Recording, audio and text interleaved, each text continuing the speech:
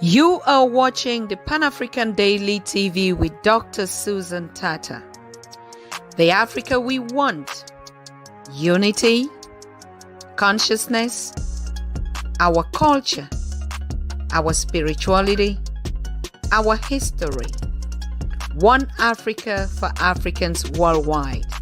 Motherlands calling its diaspora home. Join my voice. Join my team. Join my campaign. Campaign 21 hashtag 1 million subscribers on the Pan-African Daily TV YouTube. Be a volunteer.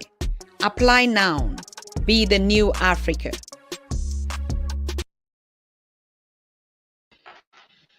So, good evening, dear family. Good morning, good night to some of you, because I know if you're watching us from Asian countries right now, or in the Middle East, what they call, or some part of Africa also. I think it's really getting pretty late now. So we want to welcome all of you that will be joining, that are joining the conversation tonight. We have in studio live from the continent, Ambassador Tony JAJA, who is the Peace Ambassador for the Horn of Africa and also Africa in general. So it's not only going to be doing a presentation or having this conversation focused on the Horn of Africa, but His Excellency Dr.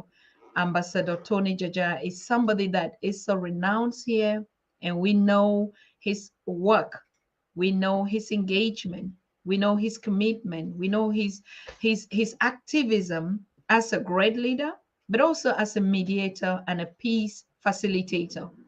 But we also know His Excellency, of course, Dr. Tony JAJA, as somebody that has, I can say, a prophet.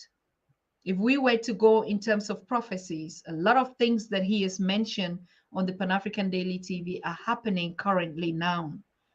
Now we heard about the Omicron virus that is coming from South Africa.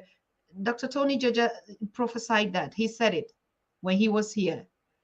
And a couple of things, even at the beginning, when George Floyd was murdered, before that day, Dr. Tony JAJA said it. And the next day, we saw those images and stuff that were happening. So, you know, we have elders that are so not only passionate, but they're highly spirited, and they already could see what will happen. If you look at the dynamics and the situation, particularly people like him that are diplomats that are highly have this high level of intelligence, could already look at the, like you say, the things that are happening around, and could make a prediction. Most of it, that is what we're saying today. So it's very important, all of you, to connect and let us have this conversation. This is the second biggest voice that we're having. Yesterday we had Professor James Small, and he educated us on something very special, and that's why we're continuing on that conversation today. He taught us two things: that the most important unit for us as African people is family, and family is the ultimate. That is our spirituality. And so when we are gathering every evening on the Pan-African Daily TV and touching the aspects where it's burning, it's because we do all this as one Africa for Africans worldwide, as one Africa family that is connecting the continentals and the diaspora and its people worldwide. So I want to thank all of you. Like we said yesterday, it's another session today that we're going to learn a lot more about the feedback on the continent in terms of, you know, uprisings, political situations, but also to have a little bit of insight, you know, not only, like we say, feedback from Sudan, from Ethiopia, from Southern Cameroon, from just everything. I mean, it's been a while that we haven't had Dr. Tony JAJA because of the conflict or the uprisings that that are taking place in Sudan, and they were cut off from light and everything, as we all know. But now we are so grateful to have him here, and so he has a lot to share with us tonight. Informations that we should know. Another prophecy that we see today, people are carrying up, is because Dr. Tony JAJA actually had called upon the youth, call upon the United Nations, call upon the African Union that Africa needs a permanent seat in the United Nations Security Council. And he started, that's an activism that he's been doing even before we could even get to know him. I got to personally know him because of that conversation.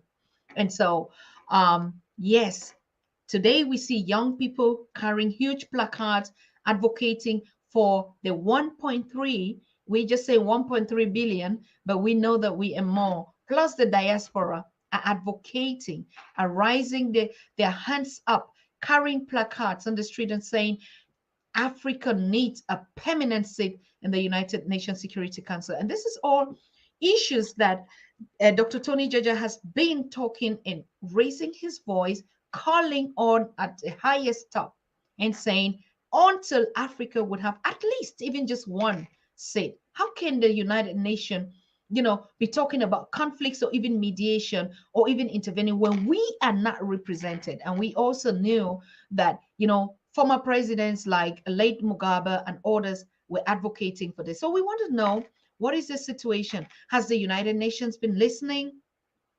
Are there issues that they say, okay, because the world is resetting, that they considered? What are the criteria that they need for Africa to own a seat in the United Nations Security Council? This is the United Nations. How can a continent like Africa, the second largest, and they, I mean, in terms of population and even growth, right, is not represented in one of the most important organizations that unites the whole world? What is the situation? What is the problem? We want to know. Okay. So we also want to be to have a conversation on the situation in Ethiopia and Sudan, and what is the role the AU is playing in these negotiations. And these are all questions that were thrown on to us to ask. Dr. Tony JAJA, and I just summarize everything. So when he gets to, he touches on all the points. And if there are questions, we'll be coming back to that. But we have a short video, which also His Excellency will tell us about what actually was going on in this conference in Ethiopia. And he was present, and this video is even part of his own. So yes, thank you all of you for joining. And yeah, we are back on set. Good evening, Dr. Tony JAJA. It's been a while. Good evening, Dr. Tata, and good evening, our viewers from the Caribbean, from other part of the world. Good morning and afternoon and good evening. Ashe, thank you. I mean, it's been a while that we didn't get in touch with you until I even had to put an SOS live. And if you are still okay, when I saw the uprisings in Sudan, I actually launched an SOS to find out what was going on with you, that we didn't hear anything and we didn't have a correspondent to actually tell us what was happening. So what actually happened in this time? Yeah, exactly. They cut off the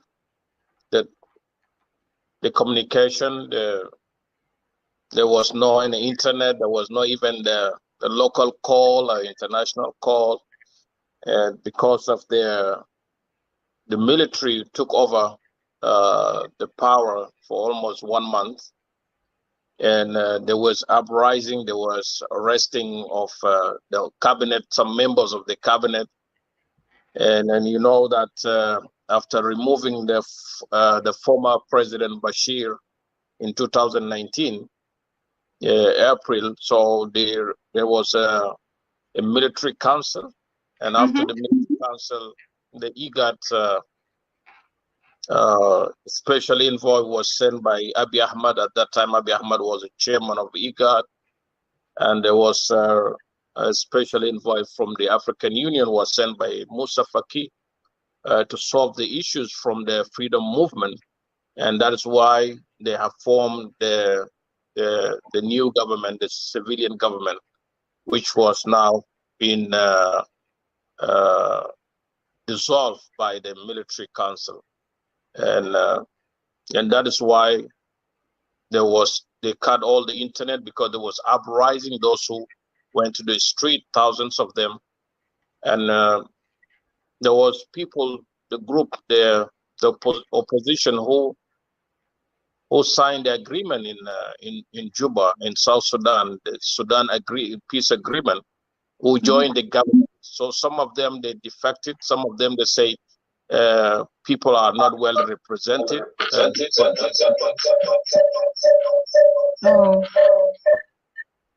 And that is why some of them, they went demonstrating that the government should be dissolved so that everyone should be represented. And there was a crisis in the port, which is the eastern part of Sudan. They caused the streamline of life of Sudan, where all the goods and all the fuels come from.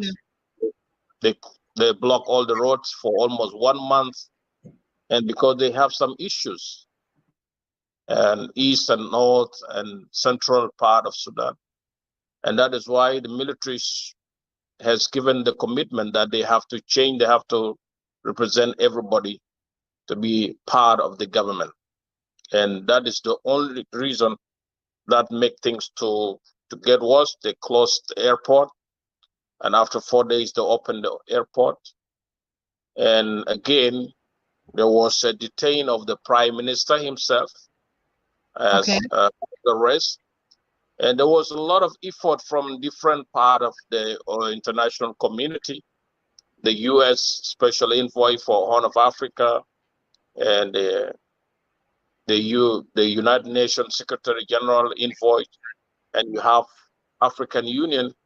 Immediately after the military dissolved the government for 1 month, and until now they froze the activities of Sudan in the African Union. But Abuja did not frozen the activities of Sudan in IGAD, because the Prime Minister of Sudan is the chairman of IGAD yet. And that is really a problem sometimes when we give chance to the outsider to want to solve the problem of insider. This is a problem. So our role always, we talk to the leaders here.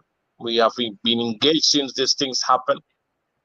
We discussed, many people came to me, we talked, and always I tell them that it's good that when the solution comes from your own people, because Sudanese should dialogue, because the dialogue is the key to solve the problem, because nobody should come and divide you, nobody should come. And these things, I said it 3 months before these things happened in one of the occasions.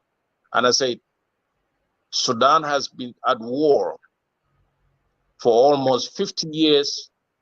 And that is the reason the results came out. South Sudan became a country because of that war, the civil war among themselves. So now if you want to create another civil war, that means you want to create a division of nation.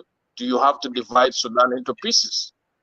And this is the vision, and this is the agenda of the outsider people, many people who are working on that one. We are talking about uniting Africa, coming as a one continent, coming as a one people, one nation, one currency. But there is people who are working to divide nations to pieces. And that is why you have seen this fighting going on, uprising. People are still not believing. Why did they dissolve the whole cabinet? Why did they dissolve the whole government of these 6 regions of Sudan? And this is the problem, really. This is the problem. Until now, the cabinet has not been formed yet, after reinstated back the former prime minister, because he's still struggling with the freedom movement who brought him into power. So he's not believing in that, because there is 4 parties who have been driving the 2 years government, the previous 2 years government, and now they are not part of it. In the Sovereignty Council, they brought people from the technocrat representing regions, so that was the solution from the military part, because military are saying we don't want to let the nation be divided or to go into chaos. That is why they came to serve as a savior. So that is the really issues that is facing the nation right now. But our role is to keep them in dialogue themselves. So there's been movement from different parts of the region. Biden just made a statement. The Congress made a statement 2 days ago that they are going to sanction those who are going to stand on the democracy that was coming to Sudan. Democracy of the West is not the same democracy that we think in Africa. People should understand that things need to go to the grassroots to teach people. Is that you don't put on the head of the politician and say that you have to implement that things. It doesn't work. And that is why people should focus on the way that they should run their own affairs. They should put their own the permanent constitution that everybody should be represented. It's not US who will come and tell them that you should be represented. You should do the constitution that way, because you are not the creator. You did not give the independence of Sudan. Sudan took the independence from British in 56 in January. So it is not you who have advocated for Sudan to be independent. And this is what we have been saying, Susan, all this time about Africa. We are now independent with our flag, but we are not independent. We don't have a real sovereignty. That is why we are not able to do our own things. Somebody somewhere is the one determining what to do. Is the one determining what to be injected to your body. Is the one determining what to eat. Is the one determining that what kind of the development should you brought to your country. What kind of technology should you use? And this is really a worry thing that our leaders don't see. But this is what Sudan is going. The reason why the former president Umar al-Bashir was taken away, because his time has finished. Everything has time. Revolutions come once. You don't continue to do revolution every time. It comes once.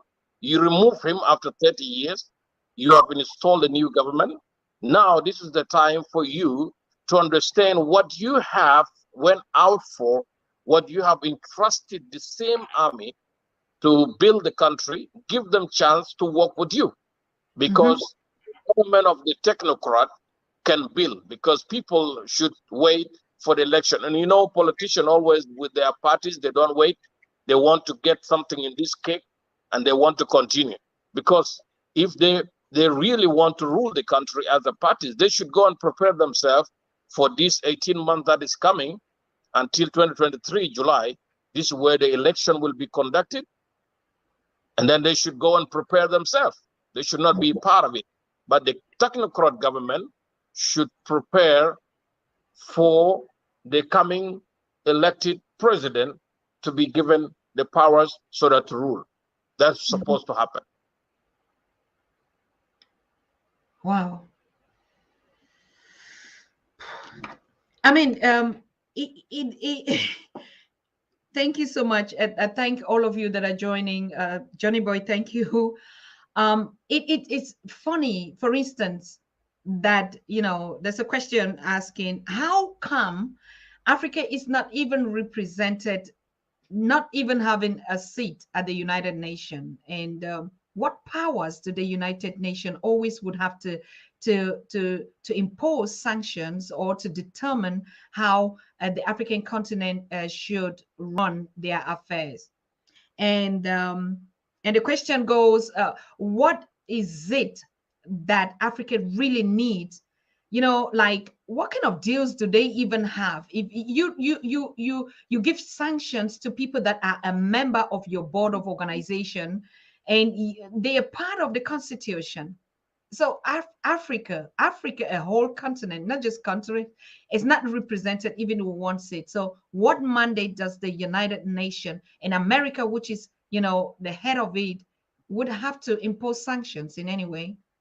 Question. Susan, we really want to let people understand outside there.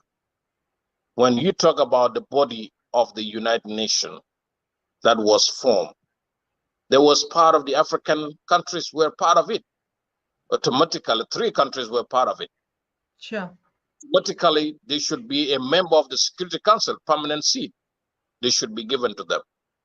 Now we are going now for almost now, let's say 76 years without a membership for the whole continent of 54 countries who are representing 1.3 billion people. You are not there. That is why these 5 countries, when they call them international community, Africa is not part of the international community. You are the member of United Nations, but you are not part of the international community. The international community represented in the Security Council. These are the countries that they call international. But the whole continent is not a part of the international community. He is just a member of the United Nations. Mugabe has spoke about it. Many leaders, they spoke about it. Kwame Nkrumah spoke about it. So Africa should have a permanent seat, at least 2 permanent seats. This is what they have been advocating all this time. Okay, now we have seen many leaders now, they have joined the voice now, not only young people in Africa. Even Abiy Ahmed himself has joined the voice with the president of Senegal, Macky Sall, and others, and Ramaphosa. Even they are talking about the permanent seat. After that, we should think, and this is what I said before, we should really put things in the right way, because after being a member of the Security Council, a permanent seat being given to you as a continent, Africa should be ready to pay the portion that should be used for the Security Council. Because those 5 countries, they are now controlling the Security Council because they are the one putting a lot of money, especially America. And I met leaders before in 2018, and I spoke with them in other occasion, even last year in summit. I spoke with them about continue repeating my words and what I have been carrying on and what I've been advocating, that Africans should be given the permanent seat. You remember, I said, if we are not going to get it until 2023, which is next year, Africa should quit from the United Nations. Because what damage we have, the whole damages that we are seeing in Africa, in food security, in health system, and all these things is coming from those organizations. Because we become like a dumps of all these rubbish things that we are seeing in the health system, that we are not able to maintain our own treatment. We're not able to maintain our food security. And that is why you see those organizations raising billions of dollars, rushing to Africa, so to maintain Africa in that level. That is a brainwash, and let us be frank to ourselves. Yes, getting the permanent seat is easy, but how to maintain it, you have to put finance on that one. Finance should not come from those nations to support your seat there. You should support your seat as the nation, as the continent, as 54 countries, because you should use that veto, because the veto is not free. When Russians and China, with the interest they have in Africa, when they block America and France and others, when there is any kind of sanction, because they pay them, they don't just stand for you for free. You have to understand these things. So our African leaders should be ready to put the budget from their continent, the budget from the country, so to support their seat in the Security Council.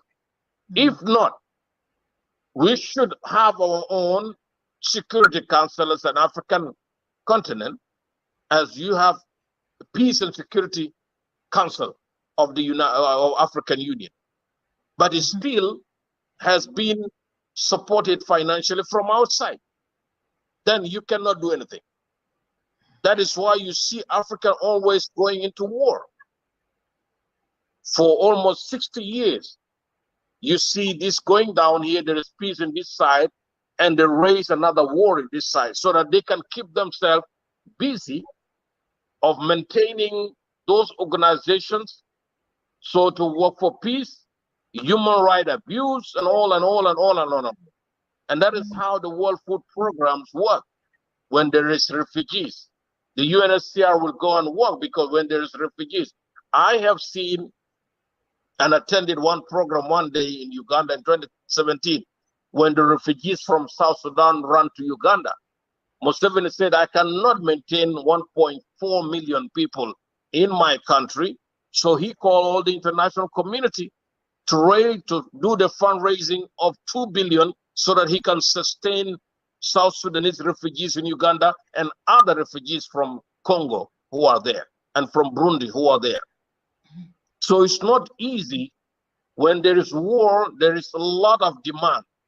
And that is why we don't encourage war. If Africa is at peace now, it should be for development. The money should be focused for development. The money to buy guns should be focused to develop, to make roads, to make electricity, to make health system good, to use the money for the development of the country. The problem we have is still, after we develop ourselves and we went to the certain stage of development and stability of the economic stability in the country, in one of the country, they will create either creating the virus to bring like Ebola, HIV, whatever diseases they brought to us. This is where now they create more problem to us. Famine come because when there is shortage of the security, food security, when there is no agriculture, that automatically will make famine for you. That is what is happening in Africa. So Security Council, those are our leaders. I spoke to you before, and I want you to listen to me very careful. Be ready, they will give it to you. But how are you going to maintain the seed? You have to put the finance. Yes, we have resources, and this finance should not be 100 million. These are billions of dollars. And I want you to be honest to yourself. If you want really to be a strong continent, like China as a country, like India as a country with whatever they have and technology they have and all these things, and they are very strong military, and we are focusing to build our own African, to be united and to be the continent, to be the country that with powerful understanding, powerful military, powerful intelligence, powerful politicians. So we have to put the system right. Yes, after the pandemic, the whole world is not going to be the same. People should be ready for that. Things are now changing after this pandemic that we have seen. This COVID-19 has changed a lot of things. Geopolitics has changed. The economic is changing. Everything is changing now. It's now about building ourselves. We have to come out from this kind of a spirit of self-destruction. I have seen movies, science movies, the space movies, the Star Wars movies. And when there is problem in the space, they give to that machine to do the self-destruction so nobody should use it. This is what is happening to Africa. We are self-destructive. We destroy our own self. We destroy our whatever we have built.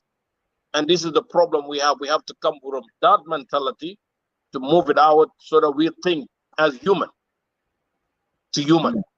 We have to understand that the country should be run in a way that people should believe that we are doing it right. We cannot be independent 60 years and nothing is happening. Nothing is going on. We are stuck somewhere. We'll become like we become being used by the remote control. Open the channel here, the channel of peace in this nation. Somebody will come and praise you. Paul Kagame is doing well. Rwanda is very clean. It's going up. And some of them going down around, and they want to destroy the Rwanda. Some of them that Tanzania is going up. Tanzania is growing. Like what happened to Ethiopia? You have seen Ethiopia in 30 years. They have grown up. Development. Everything was going very well. Opening cities, roads, and everything. But now it is civil war. This is what you have seen. This is what is happening in every corner of the continent. We have seen why the white people now in South Africa, they want their own country. White people within the South African, they want to create another white man country within the continent of the black continent. This is the problem here. What is the reason? Preparing for occupying Africa again for another next 50 years. You should understand these things. We should not give any damn chance to anybody. Let us be frank to ourselves. And those who are very cheap leaders in Africa, let me talk to you very frankly. Whether you are president or you so-call yourself what, you should be alert for what is going to happen. Your term, you cannot stay for 50 years. You cannot stay for 2 terms, 3 terms. Things are going to change. And that is why the young people now are driving this kind of conversation. I was so happy when those young people, the youth conference, when they are confronting Macron, and Macron become like a little Liz somewhere. He's not able even to answer any kind of question. He's not able to answer anything. This is how now they fed up about you. Whatever so-called aid to develop Africa or bringing things to Africa in the name of development and all these things, we should really think about it 100%. We have resources enough that can build Africa. We should stop greedy of life. Those leaders who are stealing, corrupted leaders who are taking money out to offshore nations and all these things, you should stop and develop. Be like Gaddafi. Challenge yourself. What he did to his people, now they are regretting after allowing these countries to come and destroy them. This is my message, and this is what I have to really share with you tonight. You don't see me always coming to Pan-Africa Daily TV. Yes, there is many people who are championing words there, those professors coming, talking to you. But when I talk, I just want to talk sense. We don't want just to throw words and go. We have to be frank to ourselves. The continent needs change. The continent needs a visionary that can drive the spirit of our forefathers again. Not just African Union, but we need really Africa that is united to champion the establishment and the birth of the United Africa, State of Africa. That name is ours. It's not names of the United Nations, US. The United States of Africa is our name. USA is the name of the Africa. And that is why Gaddafi himself put on his agenda. When you arrived to the airport, there was a sign, "Welcome to USA." That was United States of Africa. We are going to unite, and other nations are going to be divided in the other world. But Africa is going to be united. Young people, be ready for that. And I know that what you have been doing, wherever you are in the continent in Africa, those in Caribbean, our voice has to be one voice and to champion. Our forefathers has laid themselves. They have laid the foundation. They have cemented the foundation with their blood. with those like Sankara, those like Patrick Lumumba, and others who have been assassinated because of the African they believe, and this is what Africa we want. We should not put it as a question, Africa we want. What Africa we want? Africa we want, we know the reason why we want it. As united, very strong, we are real very strong. If we are the seed and the permanence of the origin of the mankind on this planet, and if God himself has planted us here, before any other colors we know, whether they are blue eyes, the green eyes, the yellow eyes, but we, the black color, the black people on the continent, we have the blueprint of everything in this planet. Nobody has it. You should focus on that. We should focus on that. Thank you. Thank you. That is, I mean, I would like to watch the short video and the speech, very short speech that Dr. Abiy Ahmed of Ethiopia made. And I don't know when was that, what occasion was that, but let's take a look at it and you can inform us what actually was happening in that video, why he made some statements, and who were those that were present. I saw some very, I mean, leaders or presidents of the other countries there. Could you just give us a background what happened, because it's like something that he said is going on now. So let's take a look at that video and we get back to the conversation. The summit, I'm sure few words which we have learned from this gathering will be manifested in our summit this morning, this afternoon, as well tomorrow. I hope God will help us to conduct the summit which will be up to the motto. We have been raising so many issues as African leaders. The problem for Africa is not to create a motto, but to execute those mottos. As my brother, Dr. Nuer said, silencing was there. There is nothing new. The issue is, and instead of silencing individuals, we are looking for human beings together to silence a gun. Dr. Nuer was mentioning few countries, which I'm not sure about those countries, but for the last 2 weeks, more than 60,000 new pistols imported to Ethiopia, while we are begging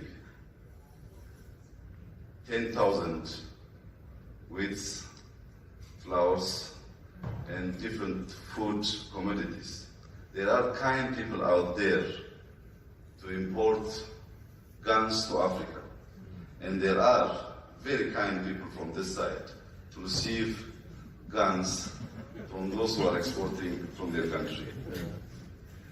But from the prayer, we have committed all our issues up to the God we believe, and the God who can hear us also respond accordingly. We are also confessed on our all ill intentions and ill deeds. I hope He's forgiving God, He will forgive us, and He will respond positively to conclude the summit as per your expectation. I'm sure your prayer will help us a lot. Keep praying. The ultimate solution for Africa is Jesus Christ.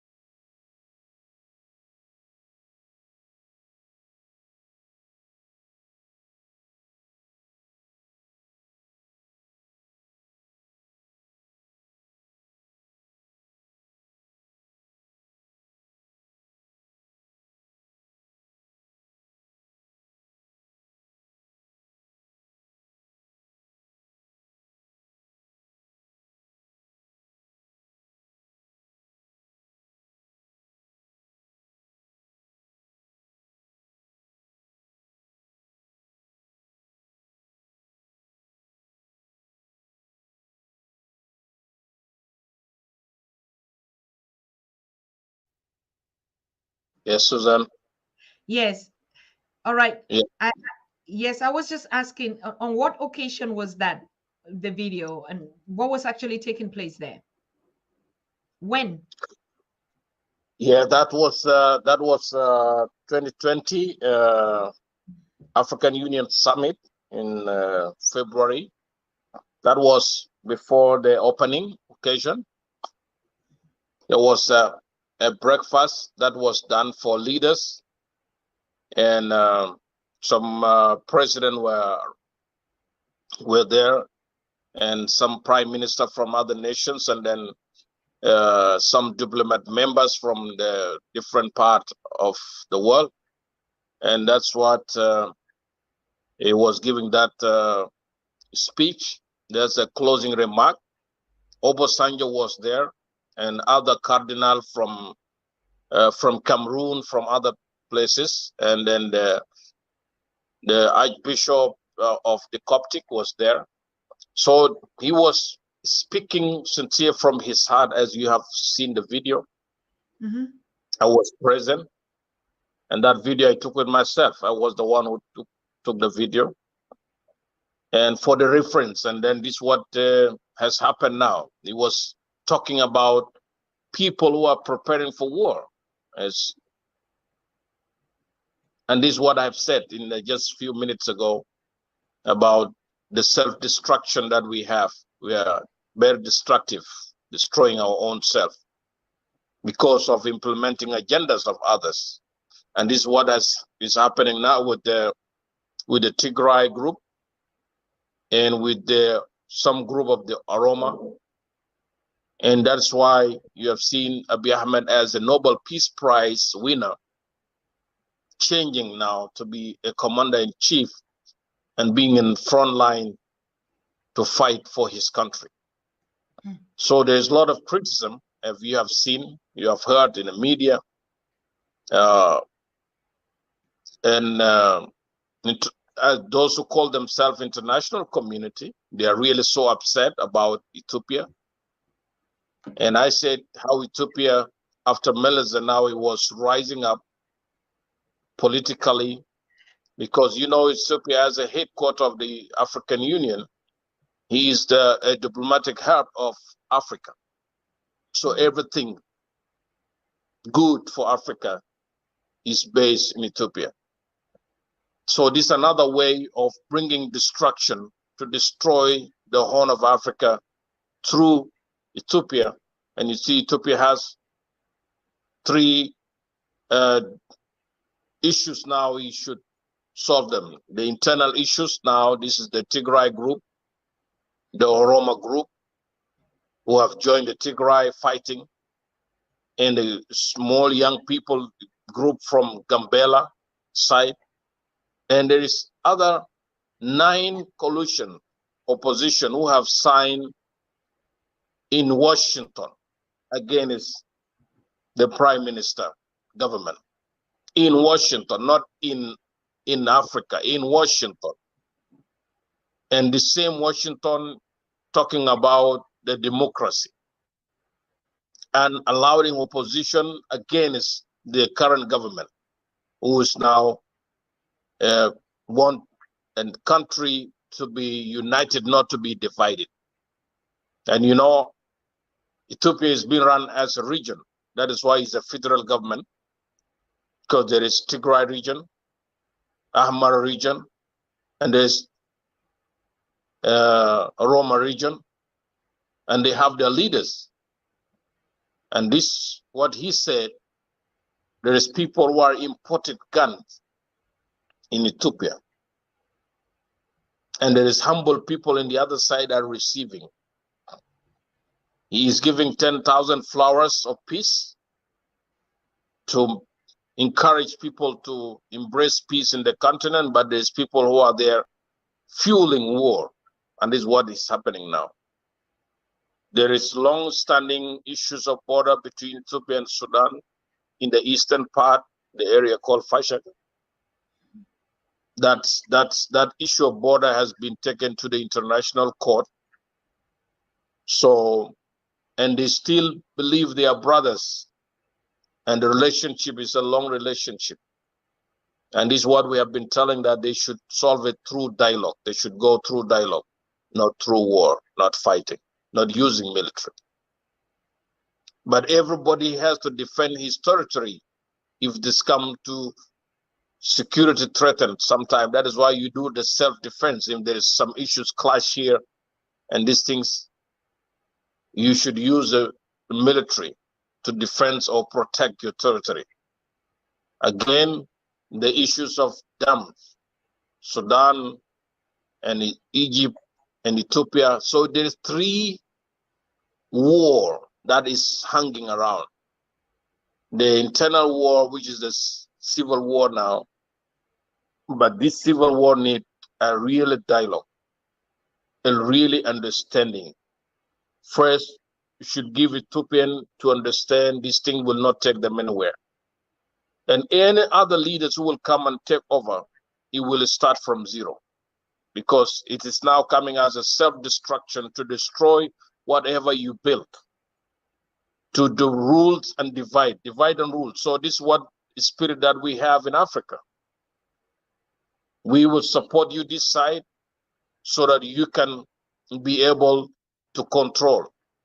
And all these things happening in Africa, it's based on the resources, like what we have in Congo, like the unnecessary war we had in South Sudan is because of the resources. We still have issues now, Biafra with Abozonia, and all these things still is uprising. There is some issues in the continent here, in the Horn of Africa. And you know, this Horn of Africa, after the bombing of 2 U.S. embassy in Tanzania and Kenya, this is where now they came and built the military base because of Al-Shabaab in Djibouti. Chinese, they are in Djibouti with their military base, and Russian in Djibouti in military base. So these people, they have a long-term strategy is still to control Africa. Not for nothing. It's because of the resources. And I said it before, and they have said it wherever they are. And these are the true words. We don't speak what we don't know. We speak what we know. If African leaders don't come back to their senses and work as the people of the land, those who love their continent, there will be another war of 30 years ahead of us. And because of the resources, nothing else. Resources that we have, the minerals that we have, this is our problem. And this is what is happening in Ethiopia, because somebody has to control those resources in those mountains. So, war, we cannot encourage war as peace ambassador. My job and my role is to encourage you for dialogue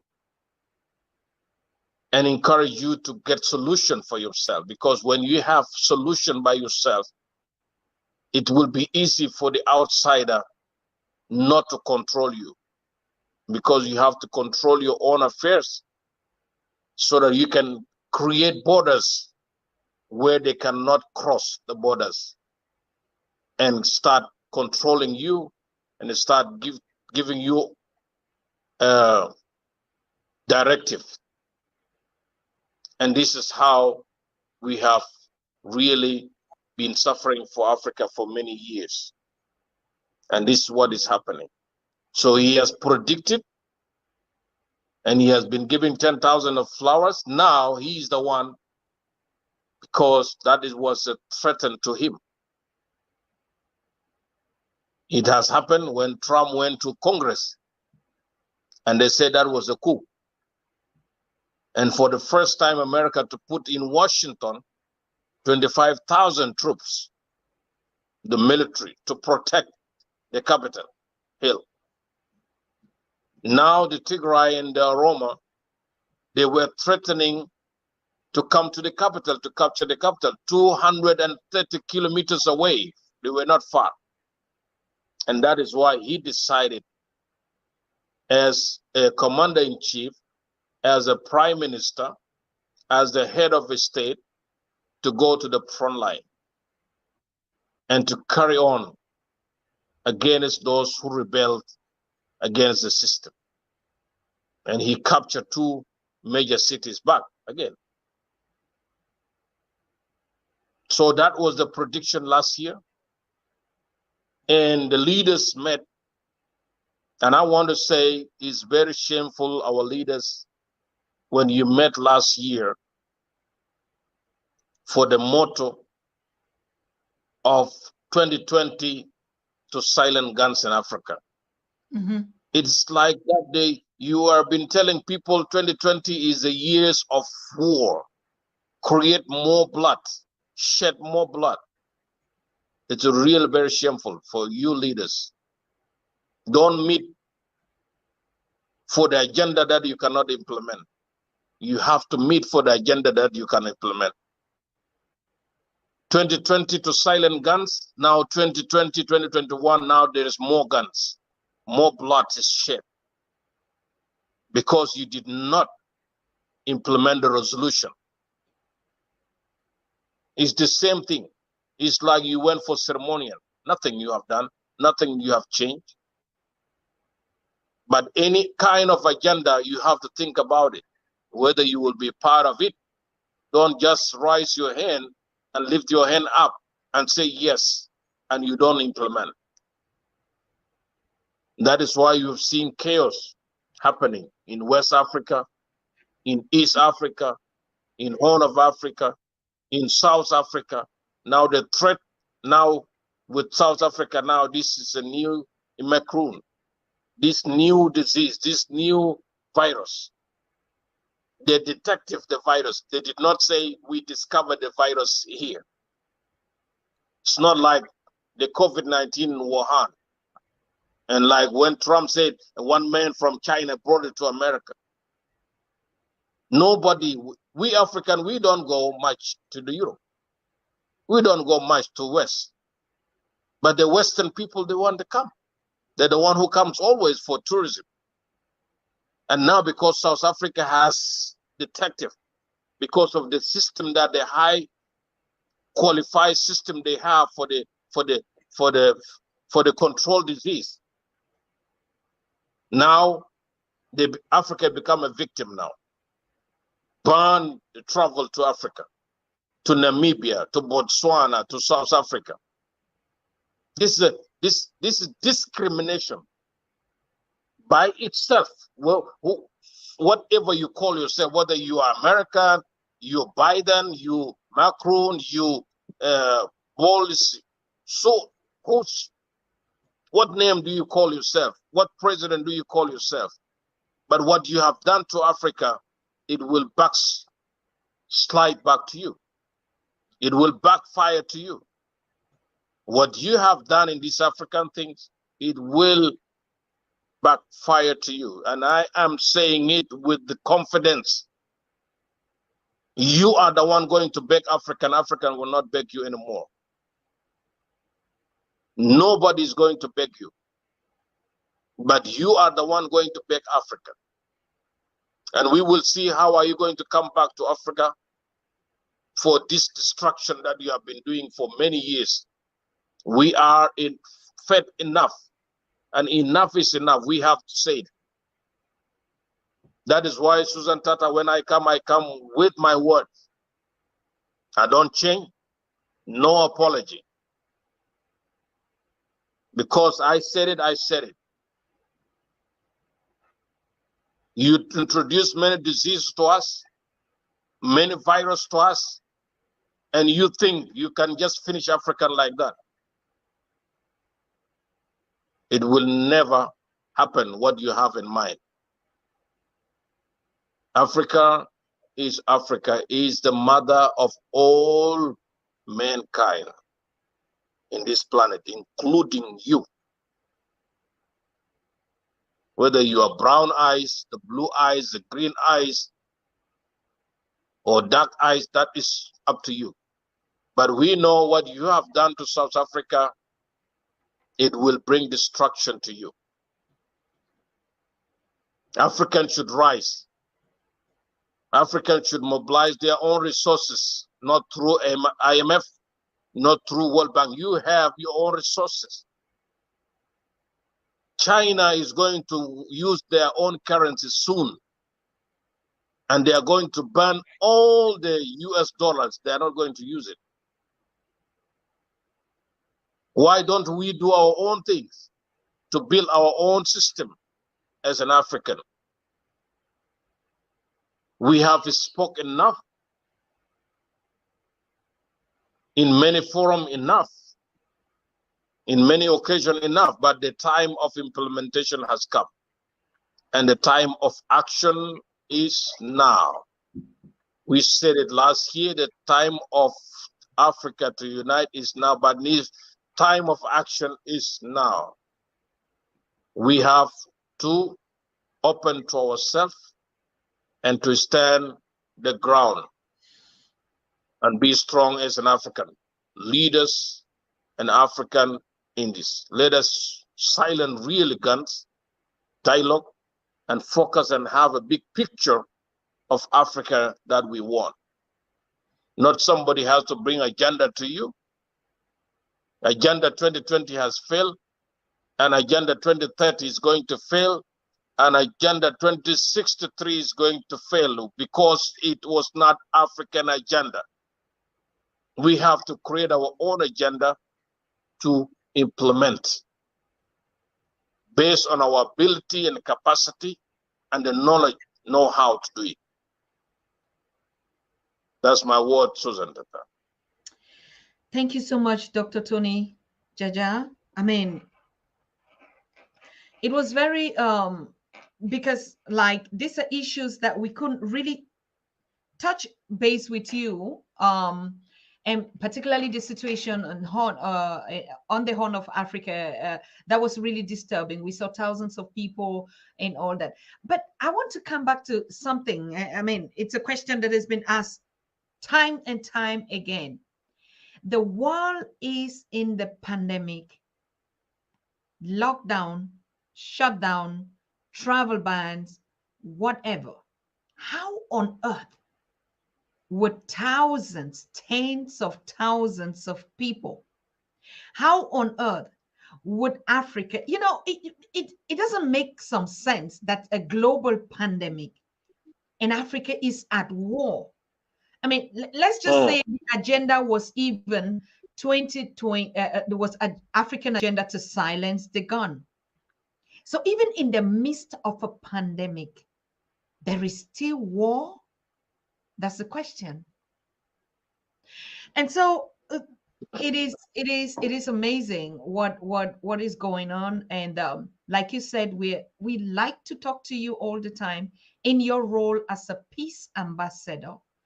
Like, what would it actually take? You've mentioned a lot of things. Africa has to either be ready to pay for their membership to own a seat at the United Nations Security Council. And we all know that the resources that they have, of course, is a collateral. What is then difficult if you say they should even be prepared for the money? Do you think actually it is a matter of money? Do you think it is not knowing at what time we are, or the leaders are really so on a kind of what the public is referring as like the price down, they're operating on other agendas? I mean, all what Africans are talking about or asking questions, like, how could it even happen? When is Africa going to sanction, for instance, the United States? Would it ever happen in anything? When is Africa going to sanction Europe? When is Africa going to sanction France? You know, what are the tools that all these sanctions would come? What power, what capacity, what ability does a country has to sanction another country in its continent? You know, so these are questions that Africans are asking, like, what is it that would take Africa to gain its power? Is the African Union representing as a member of all the 54 countries in the United Nations Security Council, or it is just a board? How is EU also functioning? These are individual countries with their membership, so there's just a lot of questions hanging up on this subject matter, on the conflicts, on African Union, on United Nations Security Council. And Africans just need solutions. The young people need answers. They confused. What is the way forward? Do we even have a continent? Should we hope for? What is it that people, Africans should just wake up? Number one, we know, yes, the unity is coming and it's unstoppable. It is 400 years plus. Even the divine prophecy of the word said after 400, you would be going back. You would go back to your continent. So that one we know it's a prophecy, it's unstoppable. But when they go or the awakening come, what is the next step?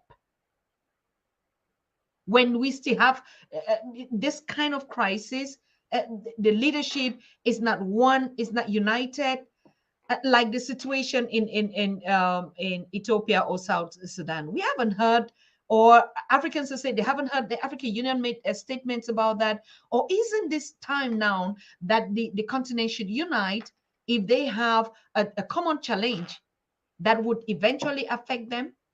Over to you. I just summarized the question particles and put it up. I know you've said a lot of things around that, but yes, the awakening, the unity. What next? Susan, it's a good question, but I will answer it in two things. Yes. We, as the issue of a Security Council, as I said, it's not about just putting finance. Mm-hmm. It's resources. And always, when you receive, you become a slave to the one who gave you. And this is what has been driving Africa all these years. Your donor is your honor. And we have been living in a donation world. Donate to Africa, donate to this nation, divide and divide and divide. I said before, the coming world is going to be run as a council. Leaders, Africa will be represented, whether they like it or not.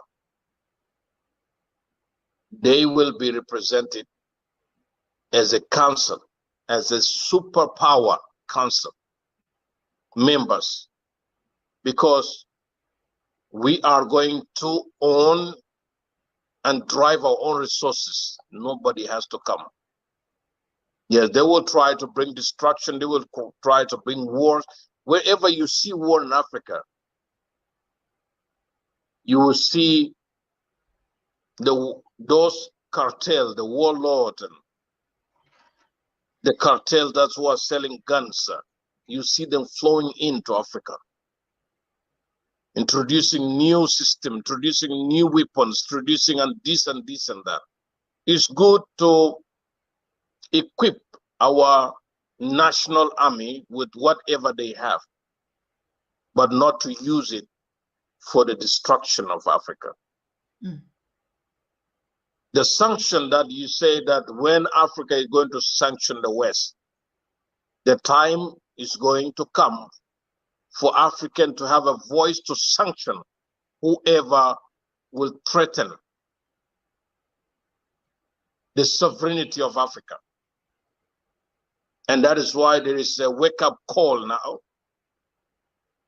And our leaders are really moving among themselves, discussing issues of the Security Council very seriously. Do you know when did they promise African to have a permanent seat? When they launched the application in 2005. They told them in 2005, in 2023, we will give African a permanent seat. Why all this time? From 2005, they promised them in 2023. Wow. Where they will, this is where they will be given a permanent seat. As a continent launching the application of permanent seat. But the good thing now, there's a strong voice from our leaders who are going to drive it. And my warning to them, there is those leaders who are so weak, who will be bribed in the name of development in your own single country, so that you should not vote for the Security Council permanent seat in African Union Summit. You have to be careful. You are playing with the life of people. You are playing with the life of 1.3 billion in the continent. And you have done it before, and other leaders, they have done it. And now they are suffering.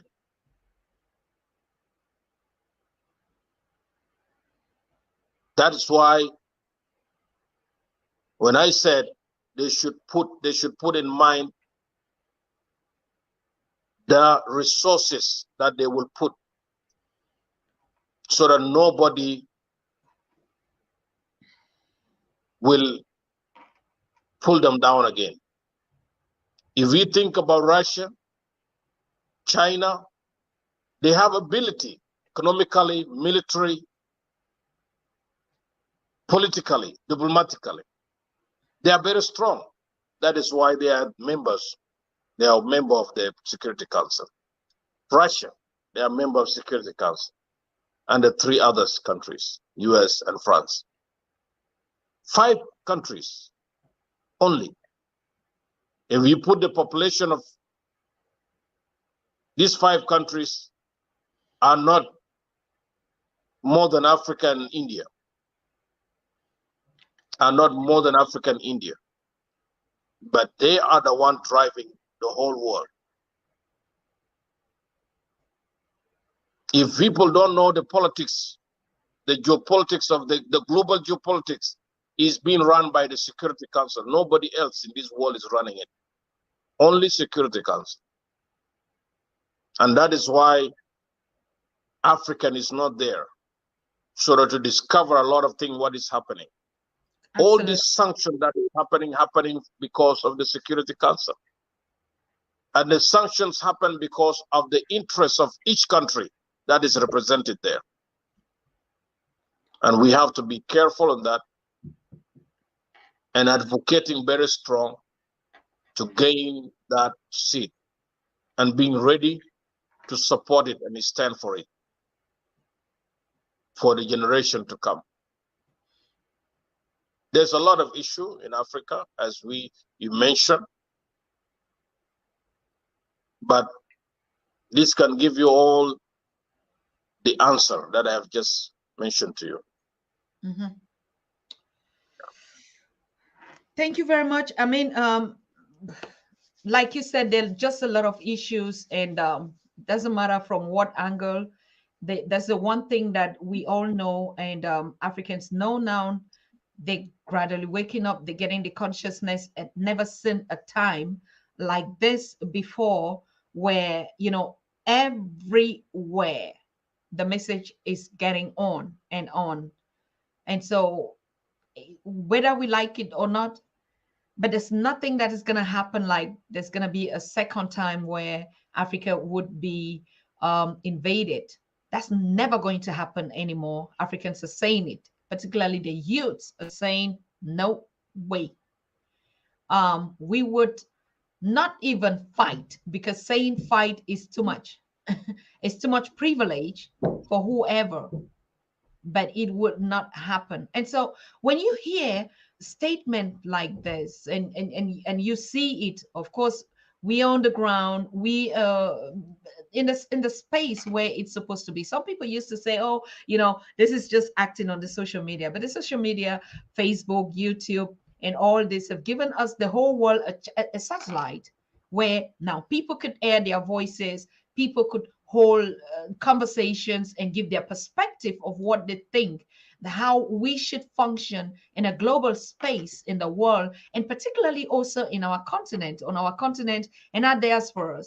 What is the reason why there has to be a particular format, particularly in terms of what you were saying, democracy, and these things that, a system that people barely know anything about? How do you want to explain to a community, to Africa, in the villages, what democracy is? So like, I used to do like this, and now I have to do like, I have to think. It is actually hard, isn't it?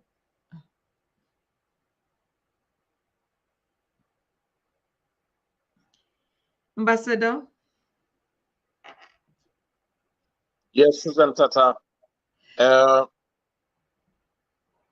as I said before, to advocate for the democracy, or the democracy that we should understand, he has to go to grassroots.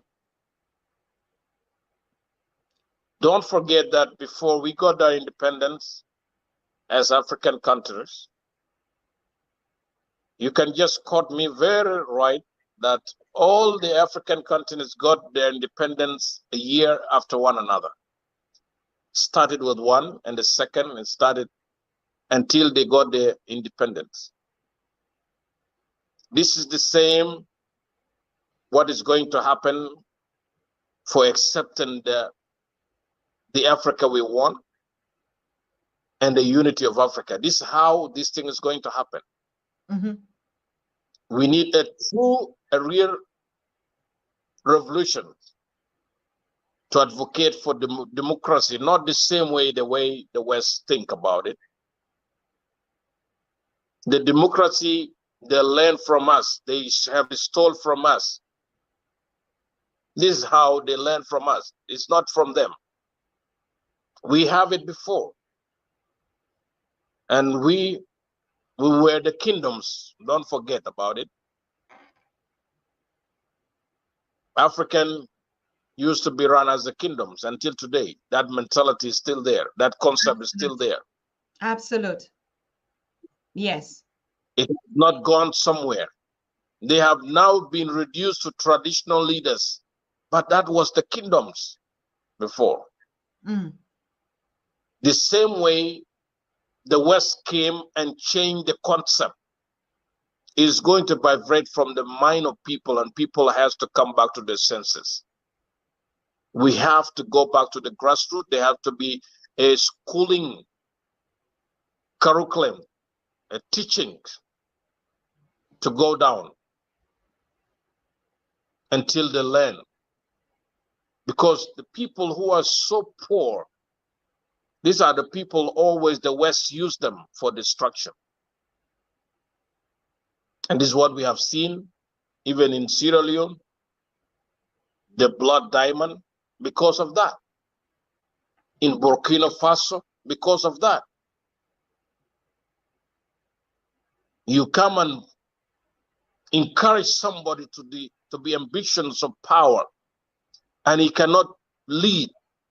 And that is what brought the self-destruction spirit to us, to destroy our own people, to destroy the other tribe. The other tribe is part of you, even with the different names,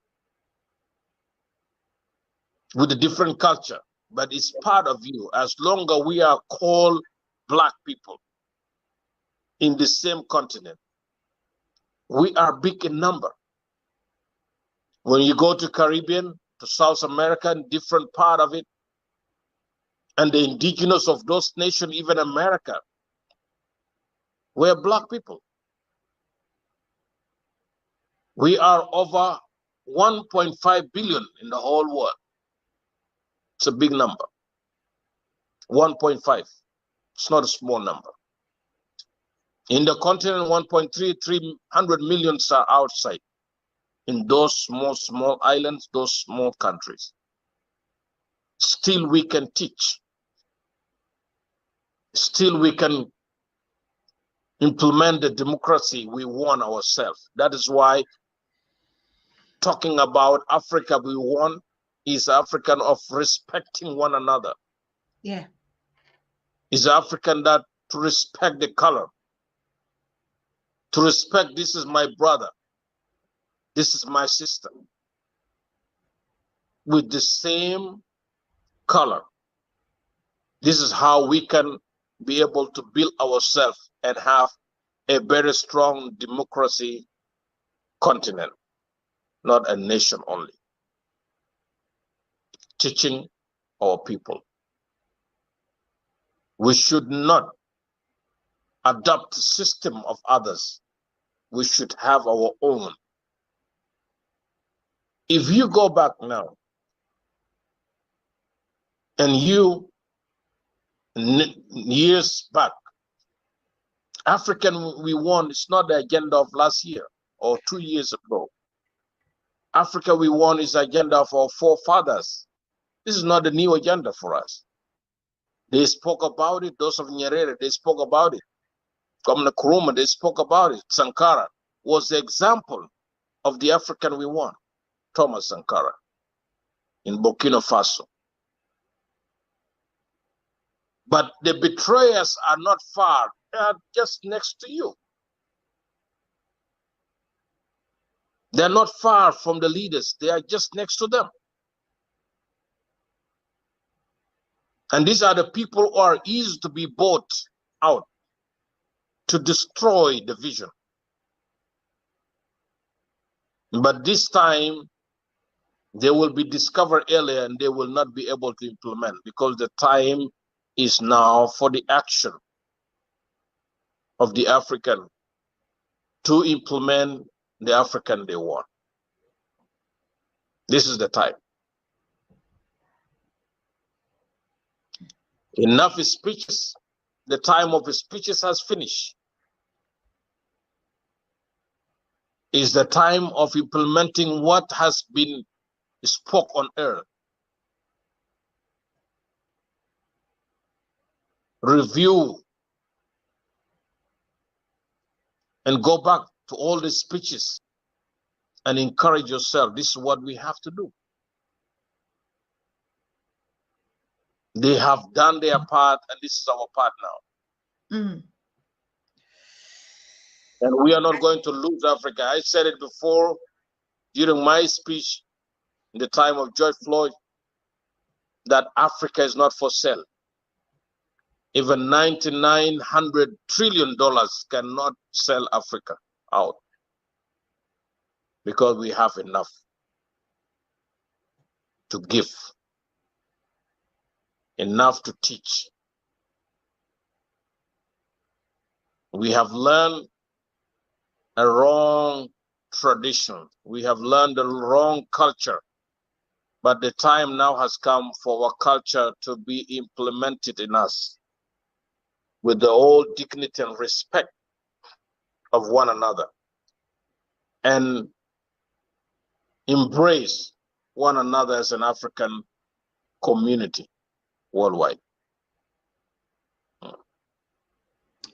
Ashe, thank you very much. Of course, it's we are not just talking only. I can see a lot of actions, a lot, and I think the talking has also been a very big issue and a big point, because like in the past we talk, but we were not talking like what we're talking now. So talk is part of that stimulate that, you know, that stimulated the actions that we see on the ground. A lot of groups, young people, particularly only on the Pan-African Daily, I cannot count the inspirations that young people have got, build their groups, start trainings, start seminars, you know, the groupings. It is very, very important that we give this credit to ourselves. It is also very important that we give the statistics on the ground.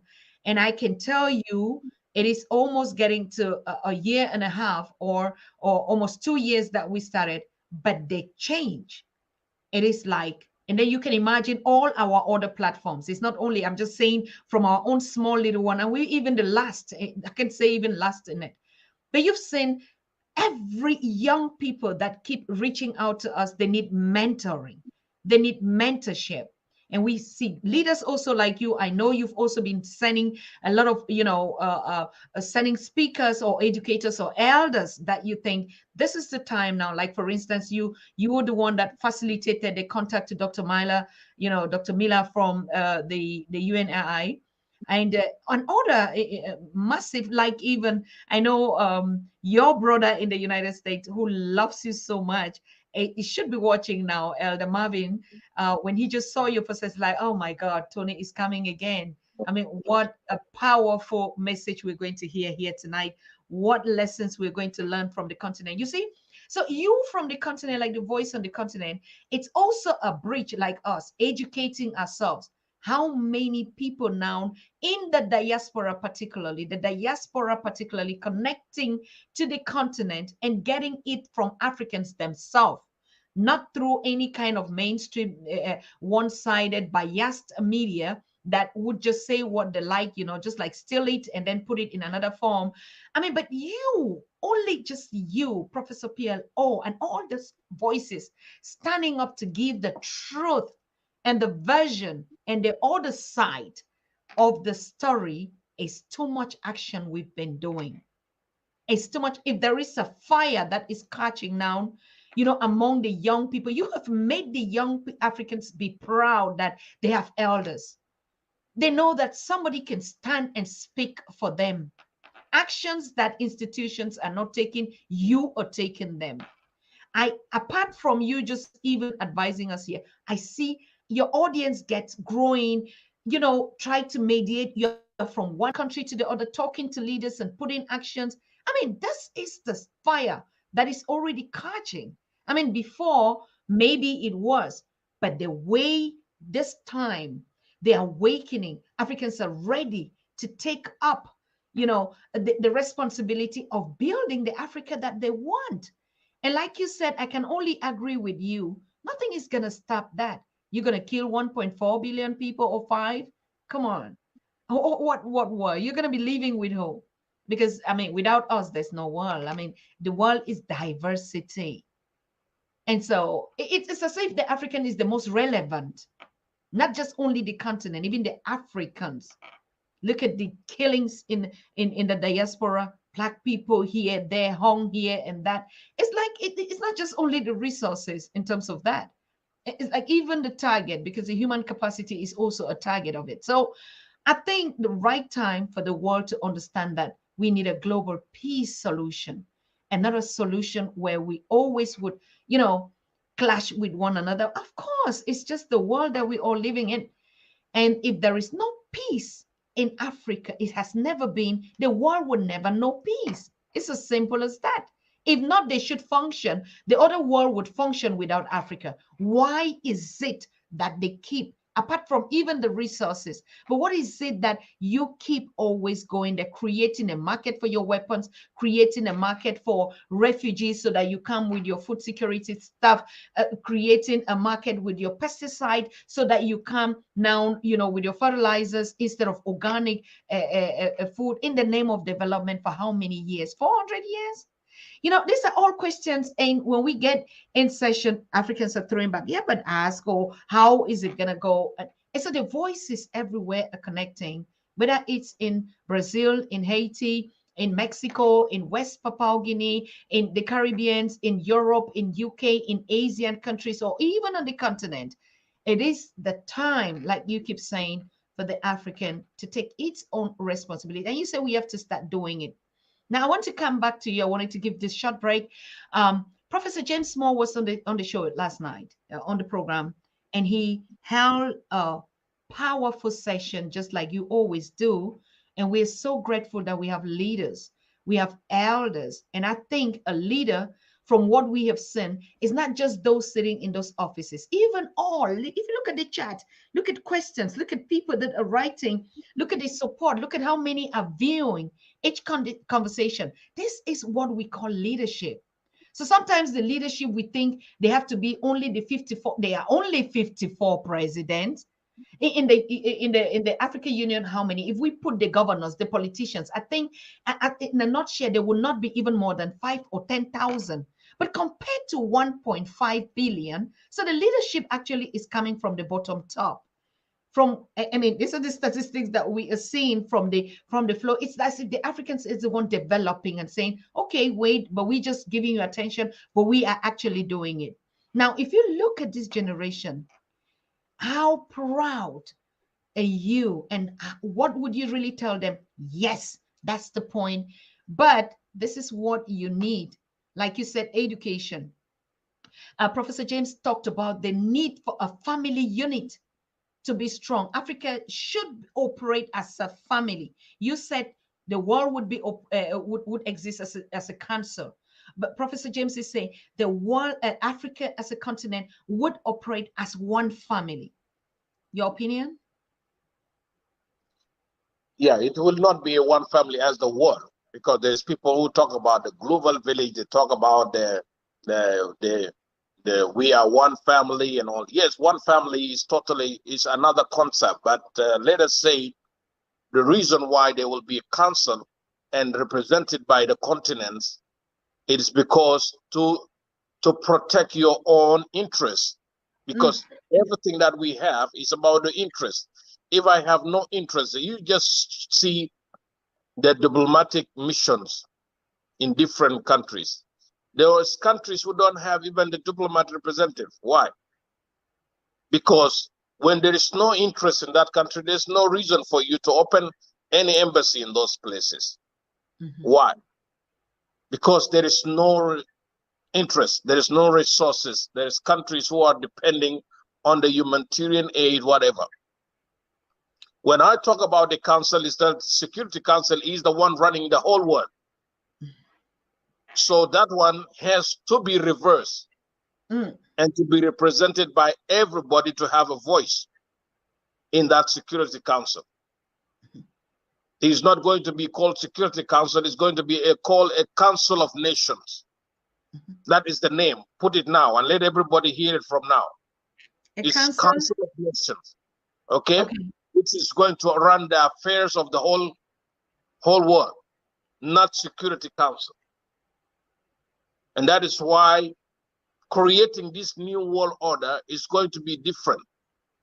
So we African, we are not going to accept about that, the new world order, because we have to be independent first.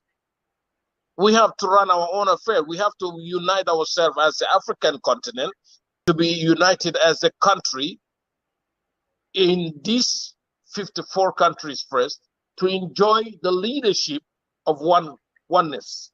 Yes. Before we join to be one family. Yes. The song we sing always, we are one, make the better world and all these things, these are not existing anymore.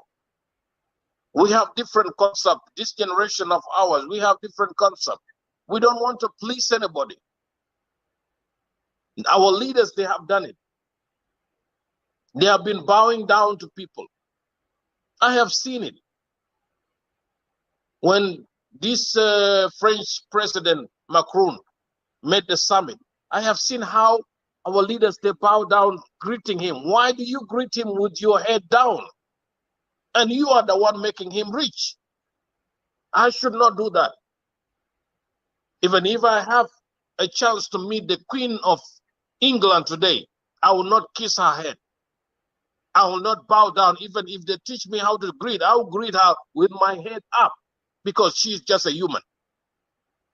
Dignity we have. We have that one. So one family will not accept it now until we have to reorganize ourselves and to see ourselves, how are we going to fit in that family. But the nations are going to be run as a council. We will have a very powerful representative in that council who will speak on behalf of us, not like African Union today. When they call them to United Nations, or when they call them to any summit in Europe, this is not going to happen. Africa is the one going to conduct the next coming summit in the next some years coming. Africa is the one going to bring people down to Africa. we are not going to beg people again. We have enough to make ourselves very strong. So that is the opinion of Dr. James, because he is living in that side of the world. No. I mean, no, you're saying the right thing. He said, us as a continent. Yes. We have to be a family first. Yes.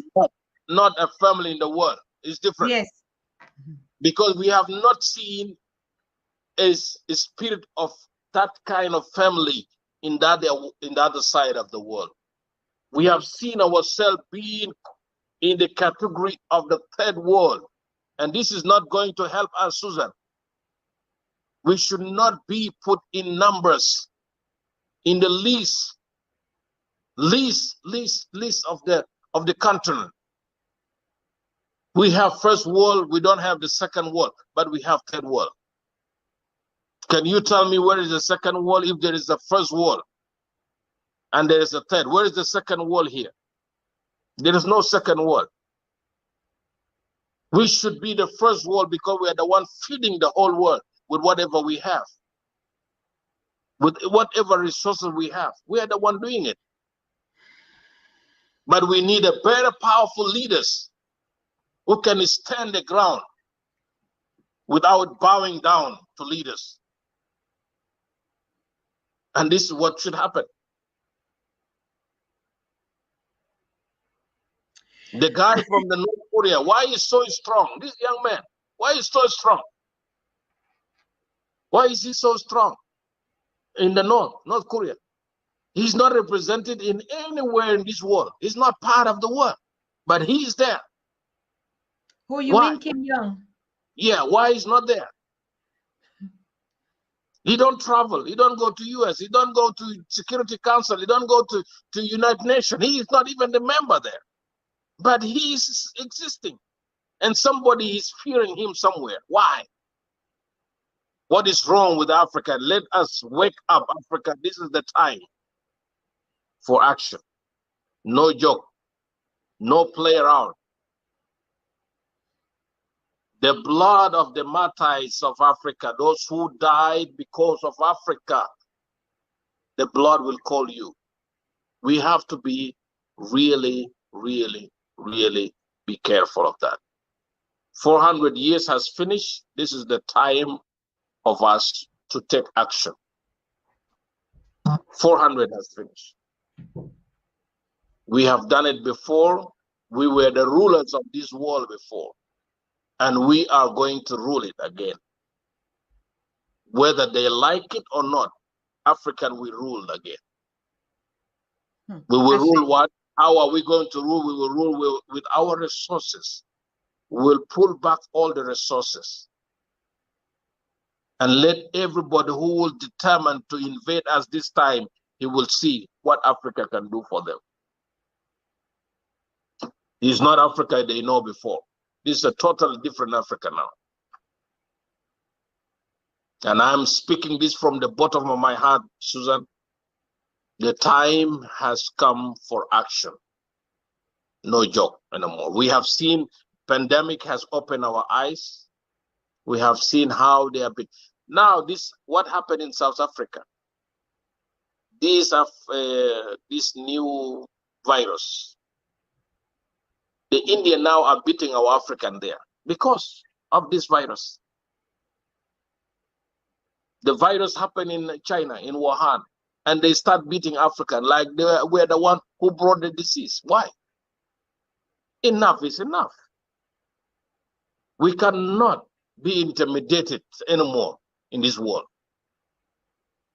And they white people, they know the leaders of this world, they know me, who is this Tony JAJA. They know me, whether in Australia, in Europe, they know me very well. And they know the way I talk. I speak now, this is how I talk to them. I don't bow to people because of who they are. And Africans should not bow anymore. And our leaders, you should not kiss even their hand. The time has come, you should put your head up. You should not kiss any president because he's going to give you $1 billion for the development. You should not kiss any king because he's going to support you in 2 billion US because of the development in your country. Why should you kiss their hands? Why? Why should you kiss them? You are president like them. You are a leader like them. You lead people more than their population. And you go and you bow down to them. Why should you disgrace us? Why do you disgrace Africa? Even going to US, you should put your leg on the other leg in front of Biden or in front of any president. Why do you sit like a still a slave, like he's the master to you? Why do you do that? We should not kiss any hands. We should not bow to them anymore. This is my message to you leaders. Don't disgrace us in the West. Wherever you kiss their hand or bowing them, don't do that. Even if they give you that instruction by the protocol, this is how you should greet the president. This is how you should greet the king. You are the president on your own country and you're leading people.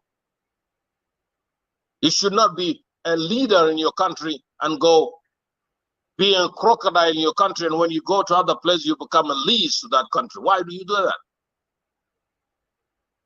Listen. The time of lifting the head of Africa is now, and we have to take action in every move we do.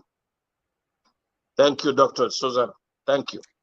Thank you so much. Thank you, Dr. Tony JAJA. I mean, this is, yeah.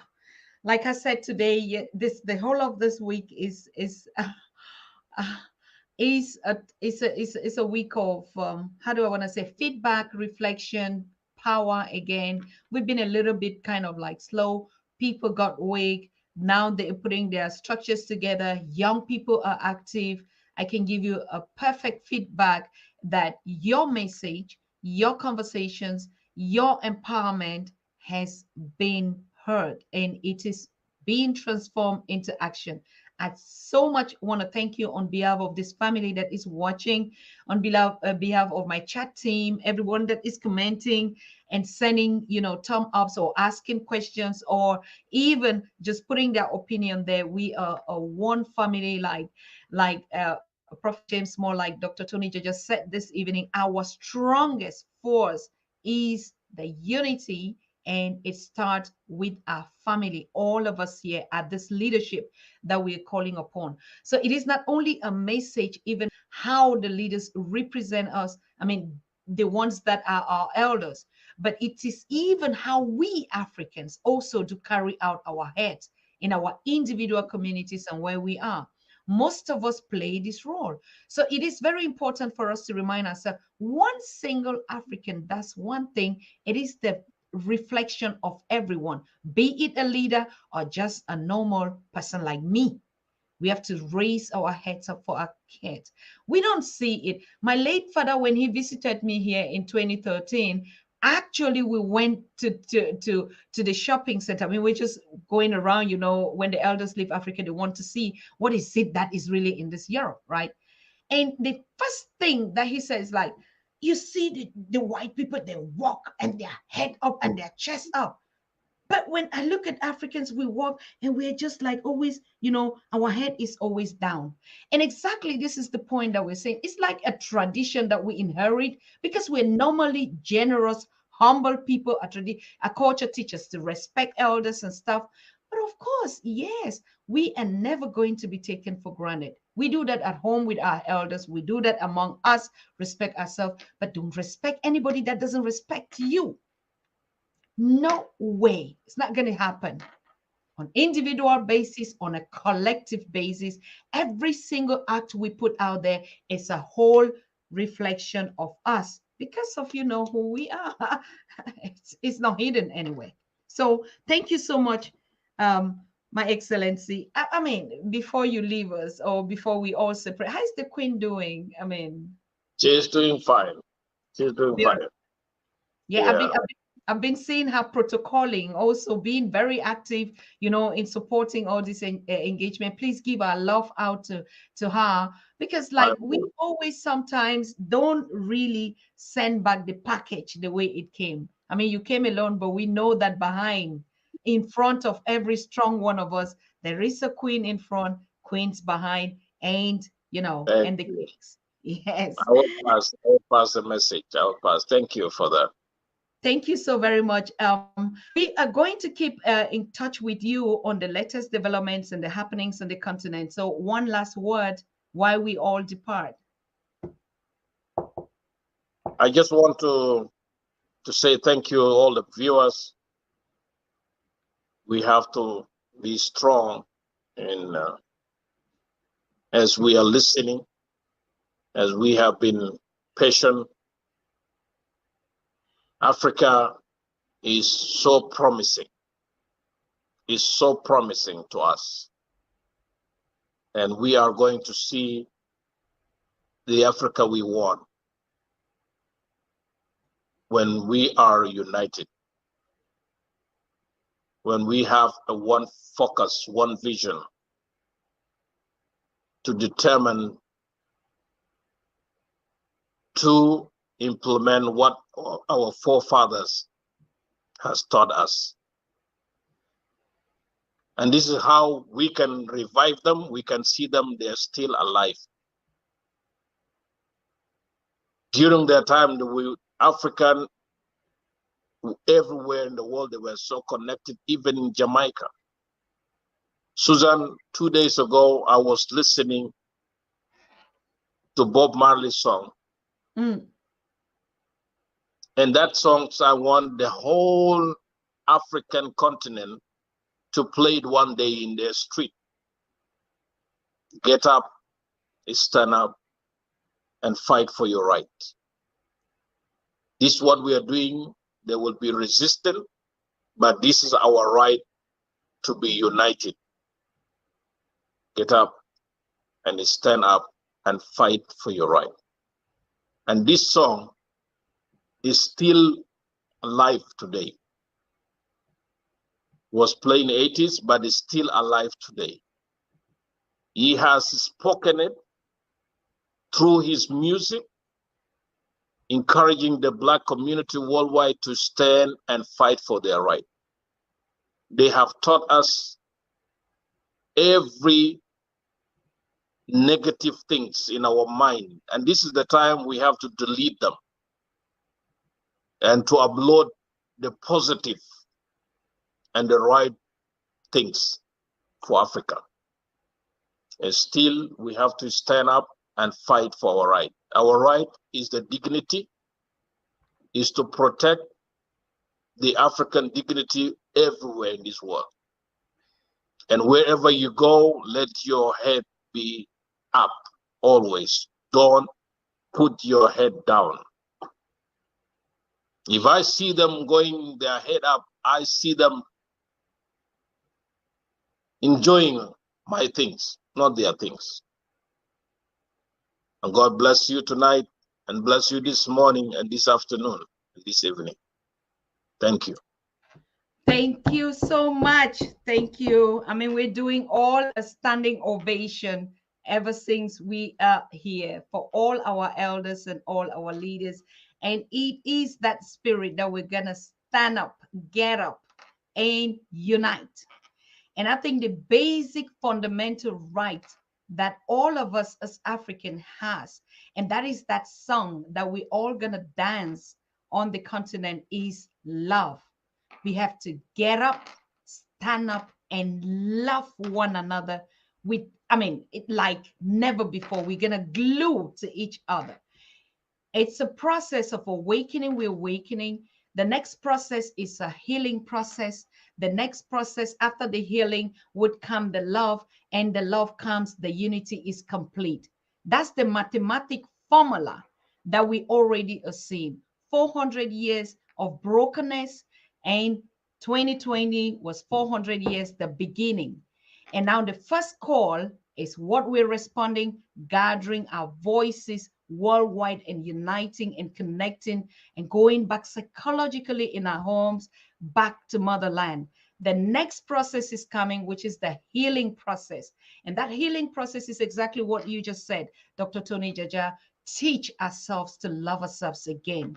When that healing process comes, that we get into self-love from our brokenness, and unity is already at the door.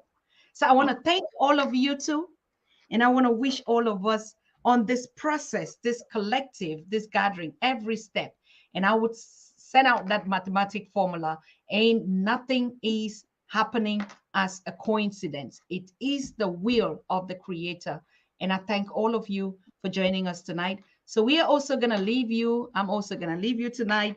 And yes, Tony, we see ourselves, Ambassador Excellency. Good night to you.